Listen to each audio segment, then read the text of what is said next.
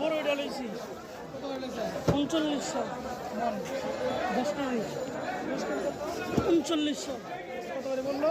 বলছে আপনার 400 কত করে দাঁড়িয়ে পড়বে 300 কত করে? 380 এরকম হইতে পারে